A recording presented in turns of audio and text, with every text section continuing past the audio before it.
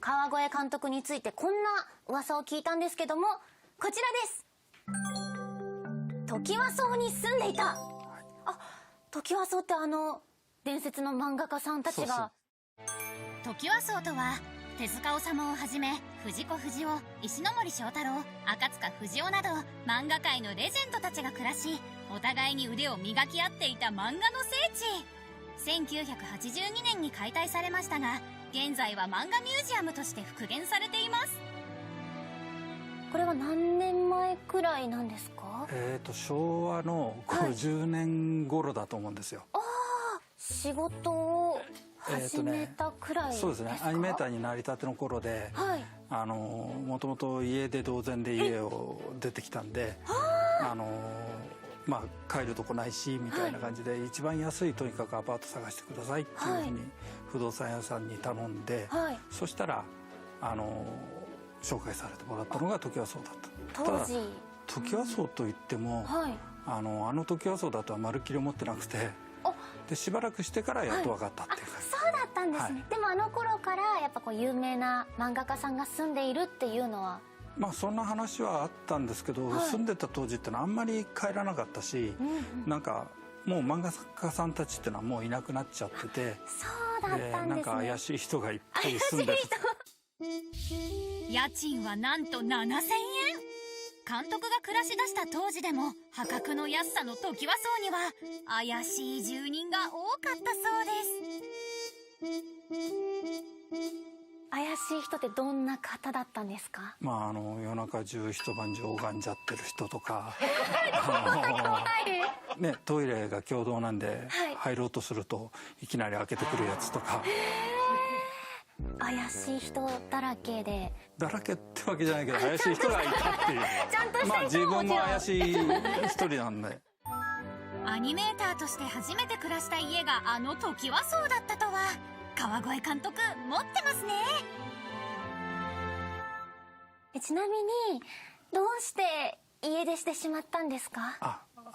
父親がすごく固い仕事だったんで、こんな仕事をするのはやっぱり許してくれなかったっていうか、もともと映画がやりたくて、で実写の映画をやりたいっていうふうに言ってたんだけど、そんなことできるわけないという。でやってみせるさみたいな感じで友達に車出してもらって家出して、布団だけは家から持ってってっていう感じで。で東映の大泉行ったんですよ。それで助監督なんか撮ってるだろうなと思ったら、もうその時ってのは斜陽になっちゃってて、映画界が。で助監督もないよって言われて、そしたら動画の方なら紹介できると。で動画の方に行ってみたら、演出になりたいんだったら絵を勉強しなさいと。絵を勉強。やっぱり絵コンテっていうものが動画には必要なんで、絵が描けないとやっぱり厳しいよと。それで下請けプロを紹介してもらって、それでアニメーター。そうだったんですね。監督はそれの前は絵を描くことはできたんですか？普通に田舎者だったんで、田舎で絵を描いててうまいね言われてたんだけども、実際に東京出てプロの世界見たらもう足元にも及ばないっていう、やっぱり全然違ってたんで、一からやり直しでしたね。一からアニメを学び、その魅力に取りつかれていった川越監督。当時の先輩から言われた忘れられない一言があるそうです。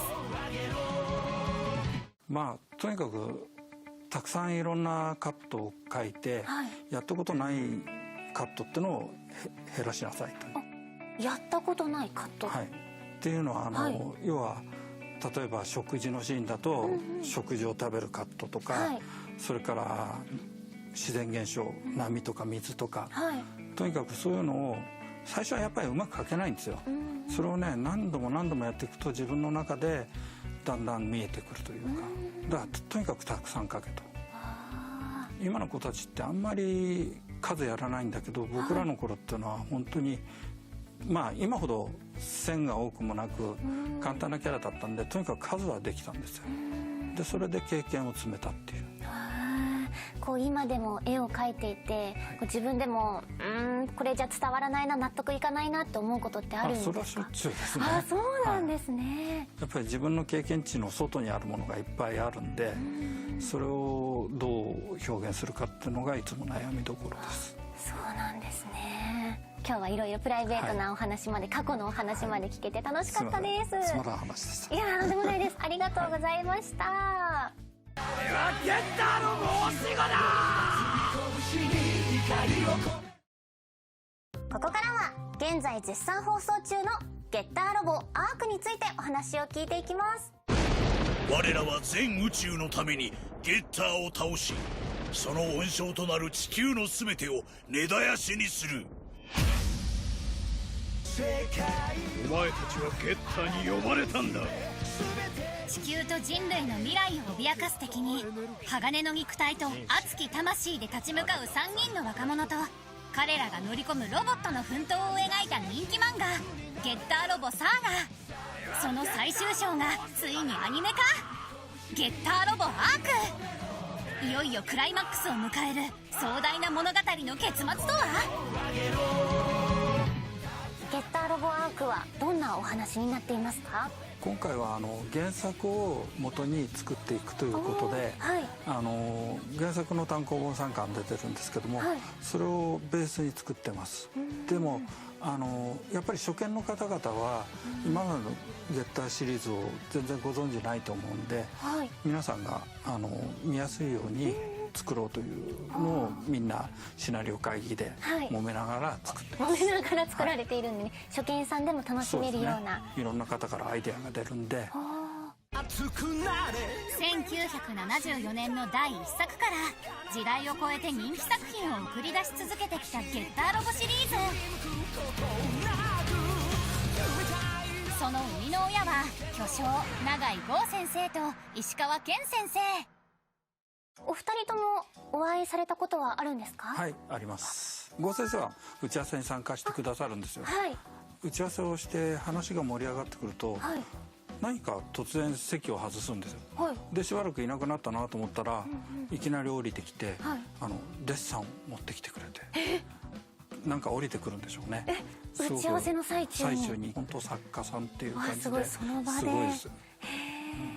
健先生はもう現場お任せっていうスタンスなんで、はい、打ち合わせとかにもほとんど出てこられなかったんですよ。はい、で基本的にいつもニコニコしてて、はい、優しい感じで、でも描いてくる絵がですね、はい、ちょっととんでもないものが多くて。とんでもない絵、どういう？ジャックとメリーという、はい、隊員っていうか、ロボットの乗る方を2人描いてくださいと言ったら、はい、なんか普通の大男とさらに巨漢なものすごいでかい大男2人を描いてきて、ジャックとメリーだって。メリー？いや、メリー女の子で妹ですって兄弟だって言ったのに言ったのになんでこれが上がってくるかなみたいな。先生はそれは冗談で書かれているんですか？ちょっとね、今にしてみれば分かんないですね。不思議な方なんですね。はい、常人の理解を超えた2人の才能が生み出したゲッターロボ。命を吹き込まれたキャラクターたちにも圧倒的なパワーが。新ゲッターチームの3人はどういうキャラクターですか？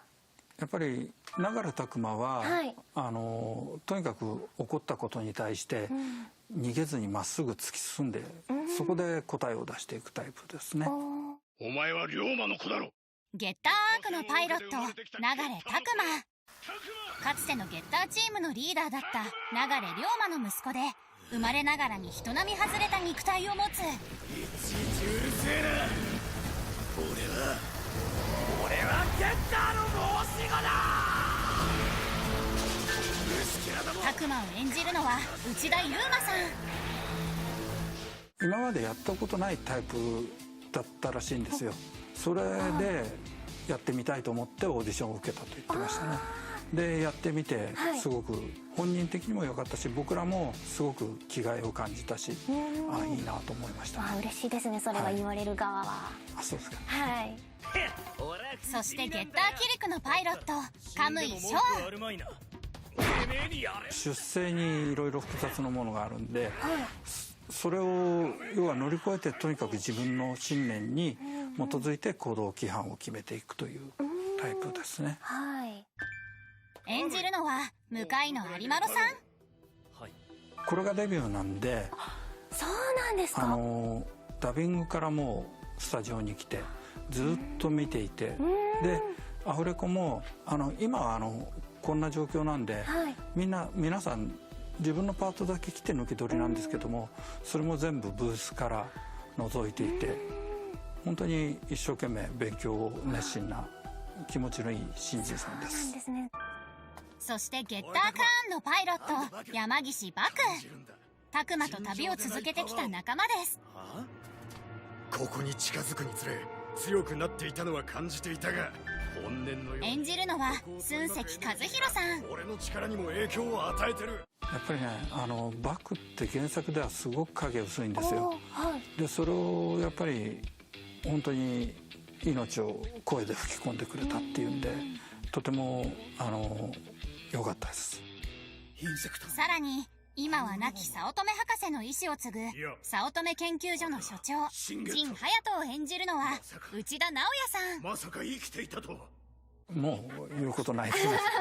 本当に座長で、はい、で陣隼人をずっとやられているんで、はい、やっぱりでちょうど年齢もシンクロしてるんで、今の内田さんのお芝居がとてもよく合ってると思います。もう貫禄もありますし、この作品を引っ張っていってくださっているんですね。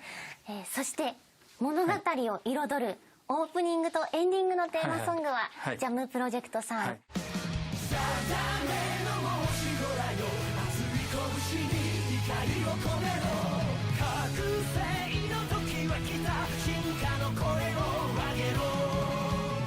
ちらはいかがでしたか？いやもうぴったりな、すごくゲッターシリーズずっとジャムさんにお願いしてるんで、やっぱり僕なんかももう染みついてるんで、はい、すごく良かったです。じゃあもう特に細かくオーダーすることもなく。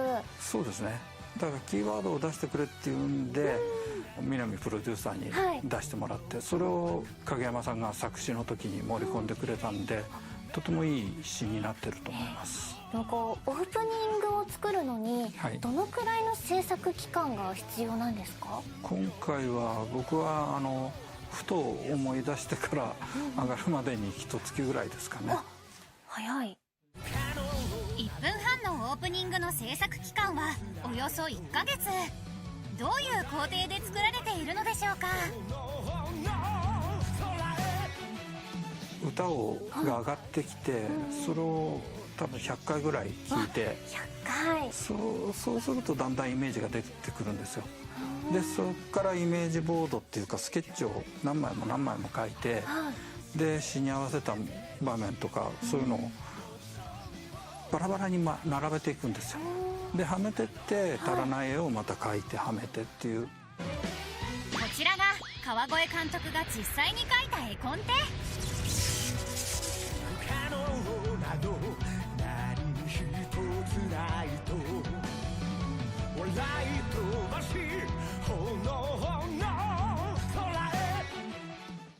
コンテ書いてる間に500回ぐらい聞いて最終的に映像ソフトに取り込んで微調整するのを何度もやってるんで、結局1000回ぐらいは聞いてますね。じゃあもうその期間聞いてなくてもずっと頭の中で流れてきますね。もう車に乗っててもかけてるし、電車に乗っててもかけてるしっていう、ずっと聞きっぱなしですね。